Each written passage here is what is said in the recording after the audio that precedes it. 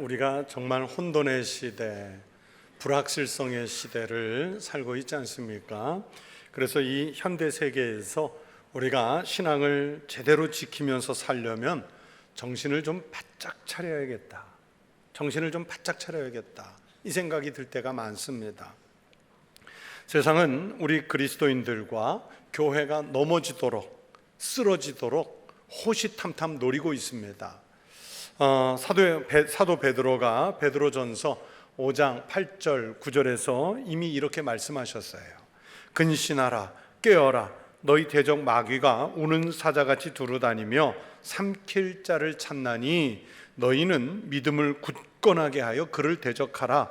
이는 세상에 있는 너희 형제들도 동일한 고난을 당할 줄을 알미라. 여러분, 극도로 배가 고픈 사자가 자기 먹을 거리 구하러 다닐 때 얼마나 포악하겠어요. 물불 안 가리고 달려들 거 아니에요? 그렇게 이 배고픈 사자가 자기 먹을 것 찾으려고 두루 삼킬 것 찾아다니듯이 마귀는 그렇게 거룩한 성도들을 실족시키기 위해서, 교회를 넘어뜨리기 위해서 헤매고 다니는 거예요. 그렇기 때문에 잠시도 긴장의 끈을 놓지 않고 우리의 영혼이 깨어 있도록 잘 관리를 해야 됩니다. 여러분, 마귀가 우리 교회와 그리스도인들을 향해서 공격해 온다고 하니까 무슨 무서운 형상을 가진 그런 괴물의 모양으로 공격을 해온다거나 그런 게 아니에요. 어느 때는 아주 가까운 사람을 통해서, 어느 때는 무슨 잘된 제도나 공적인 힘을 통해서, 어느 때는 우리 심령 속에 있는 탐심을 이용해서, 또는 우리가 가지고 있는 약점을 공략해서 마귀 사탄이 교회와 그리스도인들을 향해서 공격해 오는 거예요. 그만큼 세상은 영적 전쟁 상태에 놓여 있습니다. 세상은요, 이제 기독교와 우리 그리스도인들을 두려워하지를 않아요. 교회를 높여서 보지 않습니다. 자기들이 마음만 먹으면 언제든지 끌어내릴 수 있고 중단시킬 수 있고 공략할 수 있는 대상처럼 지금 세상은 교회와 그리스도인들을 그렇게 만만하게 보고 있어요.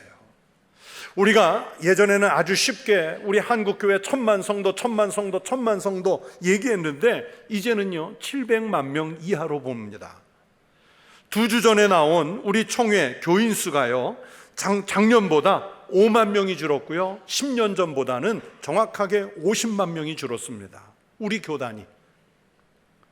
청년 세대 대학생들의 복음화율은 3%, 4% 이하로 봅니다. 중고등학생 청소년들의 복음화율도 약 3% 정도로 봐요.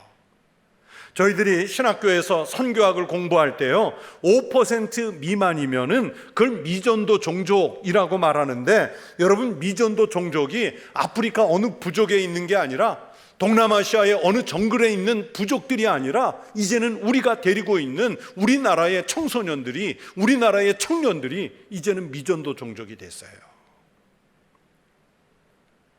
요즘 대학생들이 교회 잘 다니는 친구에게 이렇게 묻는다고 그러죠. 너 지금도 교회 다니니? 그만큼 교회와 그리스도인들이 세상에서 아주 만만해졌다는 반증이에요. 교회는 방향을 잃고 헤매고 있고, 예배는 거룩성을 상실하고 마치 무슨 한바탕 쇼처럼 변하고, 성도들은 하나님의 말씀보다 세속적인 것을 더 탐하고, 참 부끄럽지만 목회자들과 교회 지도자들은 세상의 윤리보다 더 뒤처진 윤리 기준을 가지고 살아요. 그 틈에 차별금지법이나 평등법이라고 하는 아주 좋은 이름을 가지고 마치 이 틈을 노리듯이 우리를 공략해 오고 있고요, 교회는 세상에서 할 일을 제대로 하지 못하는 그런 인식이 만연하고 있어요. 마치 물에 빠진 사람이 마지막 발버둥을 치면서 고통스러워하는 것이 오늘날 우리 교회와 그리스도인들의 현상이 아닌가, 그런 생각까지 드는 거예요. 제가 요즘 고대 철학자들의 생애와 사상을 다룬 방대한 책을 좀 읽고 있는데, 거기에 등장하는 고대 철학자 중에 아나카르시스라는 고대 철학자가 있어요. 이 아나카르시스에게 어떤 사람이 물었습니다. 저 물 위에 무수한 배가 떠 있는데 어떤 배가 저 중에 가장 안전합니까? 여러분도 생각해 보세요. 바다에, 강 위에 무수한 배가 떠 있는데 어느 배가 가장 안전할까요? 항공모함이 떠오르세요? 수천 명 타는 크루즈가 떠오르세요? 아니면 쪽배가 떠오르세요? 우리는 그렇게 생각하겠죠. 아나카르시스는 뭐라고 답변하냐면 땅 위로 끌어올린 배가 가장 안전하다 그랬어요. 여러분, 땅 위에 끌어올린 배는 물론 안전하겠죠. 그러나 그 배는 배로서의 기능을 잃어버린 거예요. 그것처럼 교회와 그리스도인들이 영적 전쟁에서 목숨을 걸고 싸워서 이길 생각을 하는 것이 아니라 적당히 예수 믿다가 적당히 교회 봉사하다가 적당히 헌금하고 적당히 성경 지식 알고 적당히 기도하다가 안전하게 천국까지 가면 좋겠다, 이런 생각으로 신앙을 유지하는 것이 마치 육지로 끌어올린 배 같은 생각이에요. 이미 영적 전쟁터를 포기하고 항해를 포기하고 땅에 끌어올린 배처럼 우리가 안전한 신앙만 찾고 있는 것은 아닌가, 제가 그 대목을 읽으면서 그런 생각이 들었어요. 이런 현대교회와 그리스도인들에게 주님께서 무슨 말씀을 하실까요? 예수님은 겟세마네 동산에서 잠들었던 제자들에게 깨어있으라고 말씀하셨습니다. 종말을 기다리고 있던 성도들에게도 깨어있으라고 말씀하셨습니다. 오늘 본문으로 읽은 말씀은 아주 유명한 열처녀의 비유의 말씀이지요. 신랑을 맞기 위해서 기름을 준비하고 깨어있던 지혜로운 5처녀와 신랑이 올 때 맞을 준비가 제대로 되어 있지 않은, 즉 깨어있지 않았던 어리석은 5처녀의 비유를 통해서 예수님이 궁극적으로 우리들에게 하시고 싶은 말씀이 무엇이었을까요? 그런즉 깨어있으라. 너희는 그날과 그 때를 알지 못하느니라. 여러분, 이 말씀에 우리를 자신을 비추어서 반추해서 여러분은 그리스도인으로서 과연 깨어있습니까? 오늘날의 이 시대를 영적인 면에서 여러분은 어떻게 보고 계십니까? 참 혼란스러운 시대죠. 어제 온가족 새벽기도의 시간에도 잠깐 말씀을 드렸는데요, 하나님의 창조 질서가 파괴돼 가지고 지금 온 피조물들이 신음을 하고 있습니다. 고통을 겪고 있습니다. 오늘날 우리가 당하고 있는 폭우, 폭염, 폭설, 자연재해, 이 모든 것들은요, 어느 날 갑자기 생긴 것이 아니라 그동안 살면서 우리 인간이 아주 탐욕스럽게 살아온 죄악의 결과가 오늘의 이 결과를 만들어낸 거예요.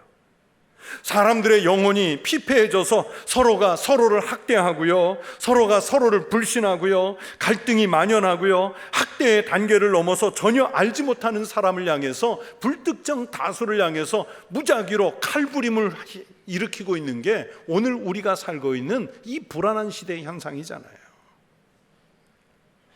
교회와 그리스도인들이 이런 시대 속에서 어떻게 살아야 할까요? 영적으로 깨어 있어야 하지 않겠습니까? 그런데 현실은 교회들도 세상의 혼란에 편승해서 교회가 교회답지 않고 그리스도인들이 그리스도인답지 못한 우리의 정체성을 잃어버려 가고 있습니다. 그러다 보니 세상이 교회를 가볍게 여기고 젊은이들이 아직도 교회 다니냐고 비웃는 거예요. 그래도 이런 세상 속에서 우리가 해야 할 일은 주눅들지 말고 이 혼돈의 세상에서 영적으로 늘 깨어 있어야 합니다. 우리가 깨어 있다는 말을 하는 것은 하나님 앞에서 우리 자신의 삶을 반성하고 우리의 현재를 진단해보고 그러면서 우리의 앞일을 하나님께 맡기겠다고 하는 점검을 의미하지요. 그래서 오늘 주시는 이 지혜로운 5처녀와 어리석은 5처녀, 10처녀의 비유를 통해서 깨어 있다는 것이 어떤 의미를 갖고 있는지 말씀을 드리려고 하는 거예요. 첫째, 오늘 본문에서 깨어 있으라는 말씀은 바르게 생각하라는 말씀입니다. 여러분, 이 본문 속의 10처녀는 슬기로운 자나 미련한 자나 본문 5절 말씀처럼 신랑이 더디옴으로 졸며 그랬죠? 다 졸았어요. 그러나 이 슬기로운 5처녀들은 무작정 잠든 것이 아니라 신랑이 왔다는 소식이 들리면 바로 조치할 수 있도록 준비하고 자는 거예요. 우리도 그렇지 않습니까? 내일 무슨 중요한 스케줄이 있다든지 누구를 만나야 한다든지 멀리 가야 할 일이 있으면 잠들면서도 그 생각이 우리 속에 가득 차 있잖아요. 그 일 하려고 그 사람 만나려고 준비하고 생각하고 자잖아요.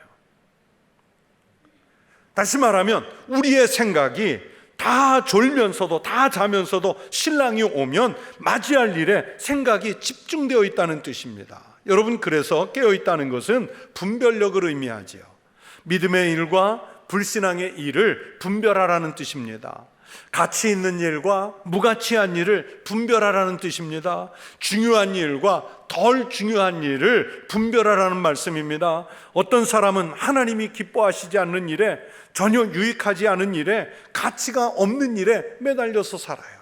심지어 교회를 하면서도 하나님의 영광이 우선되는 것이 아니라 다른 목적을 가지고 일을 하는 사람들이 있습니다. 여러분, 그것은 신앙인의 입장에서는 바른 생각이 아니에요. 깨어있으라는 이 말씀은요, 인간적인 생각에 지배당하지 말고 예수님의 말씀에 지배를 받으라는 것 뜻입니다. 내 마음속에서 일어나는 인간적인 욕망, 질투심, 시기심, 이기심 등에 우리가 지배를 받아서는 안 됩니다. 깨어있으라는 이 주님의 말씀은 자기의 존재, 자기의 위치를 바르게 인식하라는 말씀입니다. 우리는요, 자기 형편을 모른 채로 과욕을 부리는 사람, 자기 실력을 모른 채로 준비하지도 않고 덤벼드는 사람, 자기 형편을 헤아리지도 않고 과소비하는 사람, 자신의 위치를 파악하지 못하고 매우 교만한 사람들이 있어요. 오늘 이 성경 말씀 속에 열처녀들이 할 일은 뭐냐면, 신랑이 언제 올지 모르지만 깨어서 기다리는 일입니다. 그 일을 집중해서 생각해야 되는데, 만약에 그 일을 잊어버리고 잠들었다면 그 사람은 이미 신부의 자격을 잃은 거예요. 신부로서 밤을 새워야 하고 기름을 준비해야 하고 불이 꺼지지 않도록 생각 속에 쫙 순서가 정리돼서 만약에 그 상황이 왔으면 어떻게 해야 할지 만반의 준비를 생각 속에 가지고 있어야 되는 거예요. 지혜로운 다섯 처녀에게와 미련한 다섯 처녀에게 시간도 똑같이 주어졌어요.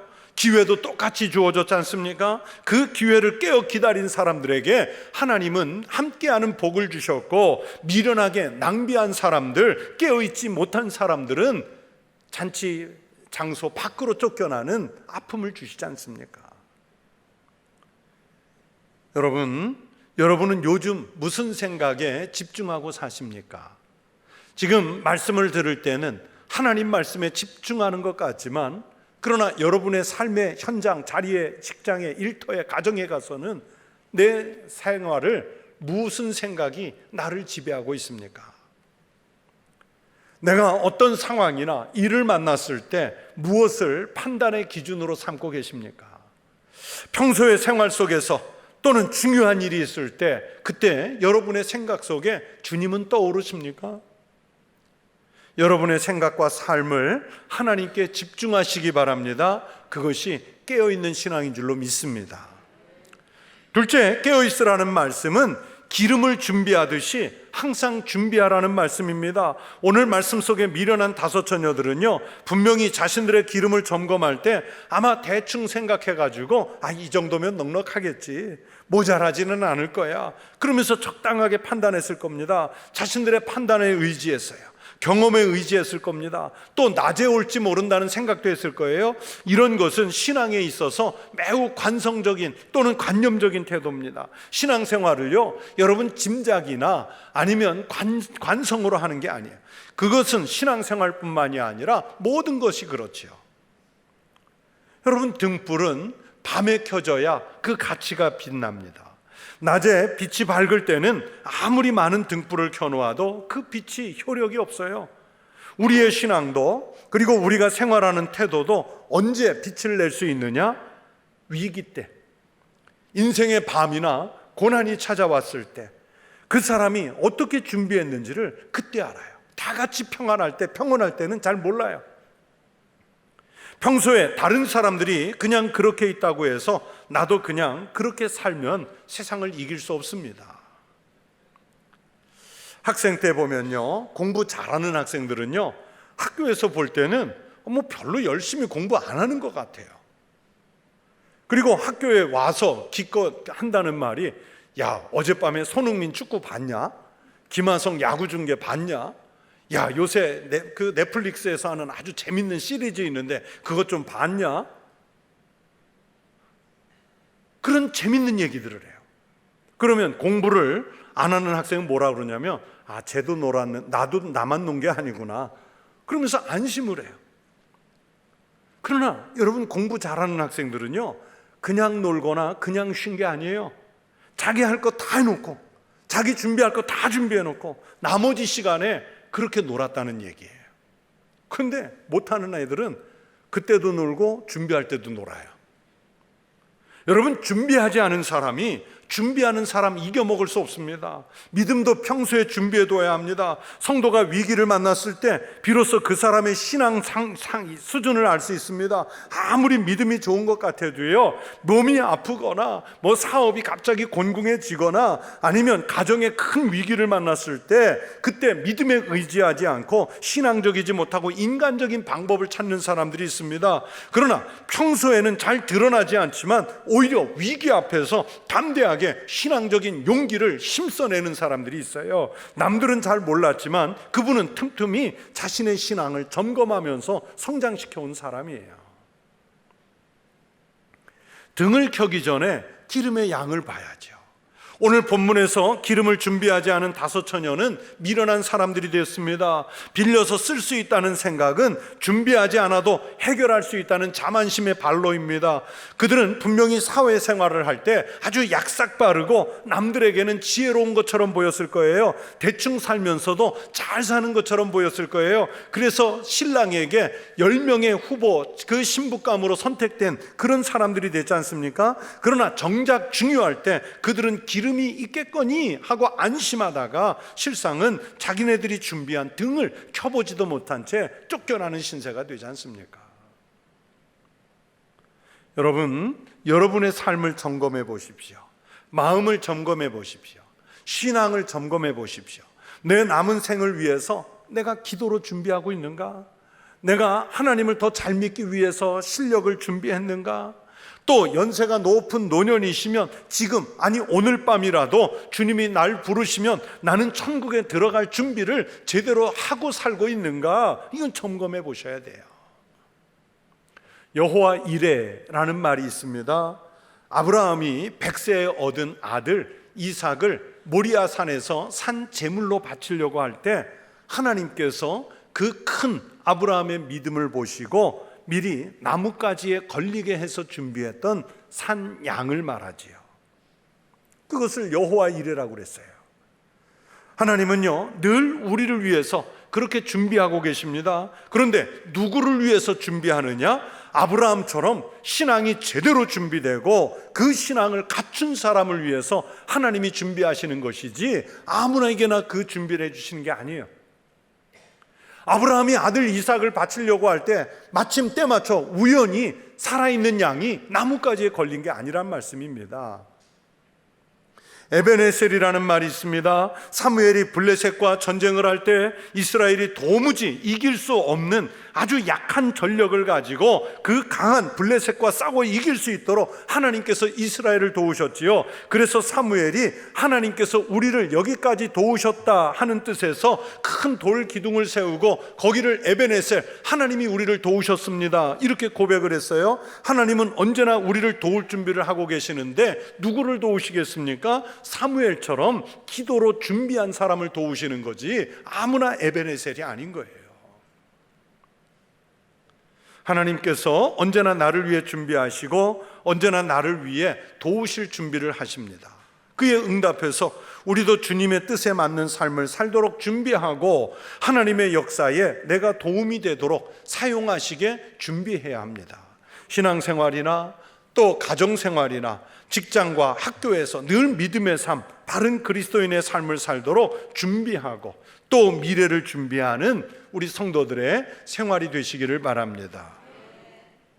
또 세 번째, 깨어있으라는 말씀은 문이 닫히는 날이 있다는 것을 의식하라는 말씀입니다. 즉 인생을 마감하는 시간이 있다는 것을 깨달으라는 거예요.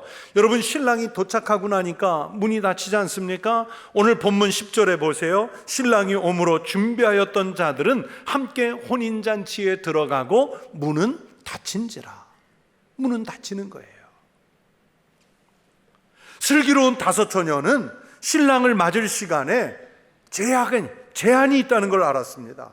그래서 미련한 자들이 기름을 빌려달라고 했을 때 우리와 너희가 쓰기에 다 부족할까 염려했습니다. 다시 모자라서 살아나가면 신랑이 오고 그 사이에 문이 닫힐 것을 예상한 거예요. 반면에 미련한 처녀 다섯은 문이 닫힐 줄도 모르고 그만 혼인잔치를 떠나고 말았습니다. 그리고 그 사이에 문이 닫혔지요. 뒤늦게 와서 주여 우리에게 열어주소서, 주여 우리에게 열어주소서. 아무리 호소해도 주님은 내가 너희를 도무지 알지 못한다. 오늘 성경이 말씀하죠. 내가 너희를 도무지 알지 못한대요.